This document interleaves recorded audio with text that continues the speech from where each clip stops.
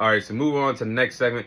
I'll be sharing my thoughts on Shedeur Sanders' preseason debut that he had last week against the Carolina Panthers. So I'll be sharing my overall thoughts on Shedeur Sanders' first start in his NFL career against the Carolina Panthers. So, my thoughts on Shedeur Sanders' performance. Honestly, I was very proud of what I saw from Shedeur Sanders. We were waiting to see what the NFL film would look like with him on the field, and he looked pretty good against the Carolina Panthers. I mean, he sat back in the pocket, made really good decisions throwing the football. You can tell his football IQ was on display. He made some good throws, took control of the Cleveland Browns offense that didn't even have any number ones or possibly any number twos on the field. He had that really good red zone touchdown where he threw the ball right where his receiver needed the ball in between two defenders. He really threaded the needle in that tight window.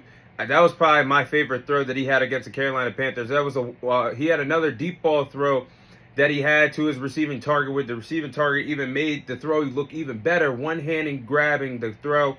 But you saw everything on full display for Shedeur Sanders.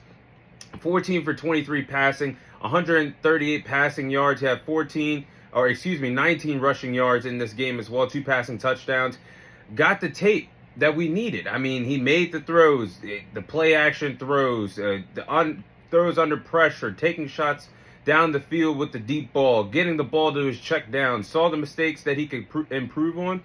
And I think the mistakes that he had, he'll improve on that and look forward to being a better quarterback for the Cleveland Browns whenever necessary, whether he starts this weekend against the Philadelphia Eagles in preseason or if he's the starting quarterback for the Cleveland Browns this upcoming NFL season. But I will say it wasn't a perfect performance, but you could see in the first few throws in the first drive that Shedeur Sanders did have a little bit of jitters, and he was, I wouldn't say nervous, but he's a Sander. So obviously the media is going to talk about him. He expects a lot out of himself.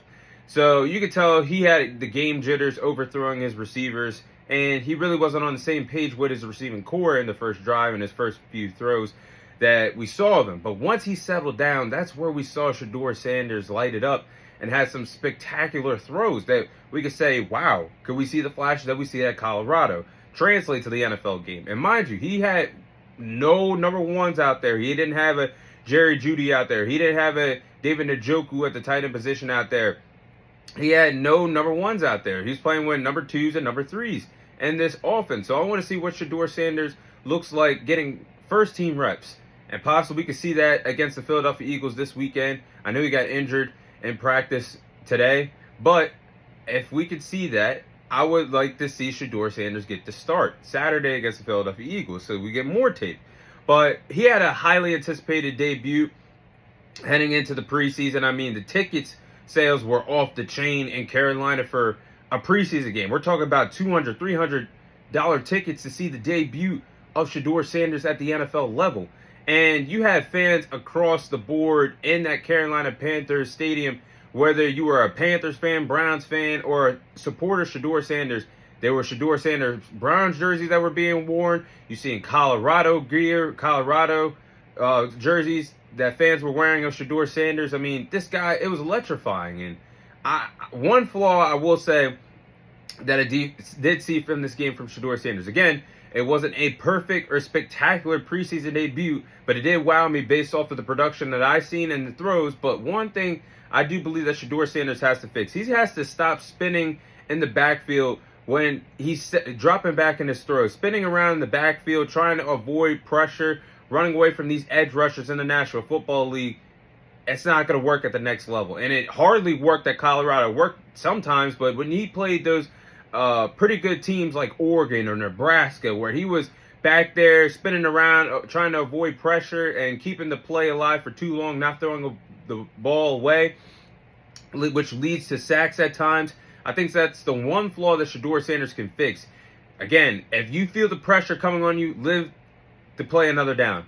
Get rid of the ball, reset, you get a second or third down look. Or at worst, your special teams unit comes on the field and his respective offense punts the football. So things like that, if Shedeur Sanders can polish that up, I think he could be a really good quarterback. And I want to see what's going to happen next in this quarterback room. it's interesting how this quarterback situation is going to go. It's a total of 5 healthy quarterbacks, 6 total if you count Deshaun Watson, but 5 healthy quarterbacks in this Cleveland Browns quarterback room right now. You have Shedeur Sanders, Joe Flacco, Kenny Pickett, Dylan Gabriel, and Tyler Hunter. So I want to see how this is going to play out. Right now, it seems like if Joe Flacco and Kenny Pickett are injured again, Joe Flacco and Kenny Pickett are injured again, seems like Shedeur Sanders is going to get the start again Saturday against the Philadelphia Eagles. And the more reps that Shedeur Sanders gets on the field, the more tape we have of him, the more he brings this Cleveland Browns team to life, whether it's the first unit, second unit, third unit. Kevin Stefanski is going to have no choice but to name Shedeur Sanders the starting quarterback because it's best for the team. It's uplifting the culture for a team that's probably only going to win 4 to 5 games anyway this upcoming NFL season. But I got to say this, too, before I close this segment out. Despite his attitude and his aura, Shedeur Sanders is a really good football player. If you follow what he did at Jackson State, pretty good at that level. When he got to the next level, the FBS, and played for Colorado, pretty good quarterback, pretty good player. Anyone who finished their final year in college football, first in FBS completion percentage, fourth in FBS with over 4,000 passing yards and 37 passing touchdowns, that was second in the country last year in the FBS, playing with a bad offensive line and not the best resources around him. Yes, he did have Travis Hunter, the Heisman Trophy winner, but he doesn't have these resources like a team like Ohio State had, like Texas had. You guys get my point. And you guys can't tell me based off of that production that he had, the numbers that I just displayed, how he wasn't a first or second round draft pick at best. Yeah, it's debatable if the New York Giants could have used his services, but they went with Jackson Dart. And I'm not mad at them because I personally think that Jackson Dart could be a really good quarterback at the NFL level. A team like the New Orleans Saints, come on now. Right in your laps, but you went on and went with Tyler Shuck. And it's just mind-boggling that this guy was a fifth round pick in this 2025 NFL draft class. If he didn't have the last name of Sanders, and he didn't play under his father at Colorado and didn't get all the attention and maybe a bad rep to some NFL owners or scouts, this guy would have been a first or second round pick. But I think Shedeur Sanders is going to turn out to be a pretty good quarterback, and I'm looking forward to seeing how his story plays out with the Cleveland Browns or somewhere else in his NFL career. But those are my thoughts on Shedeur Sanders' debut against the Carolina Panthers last week in NFL preseason play.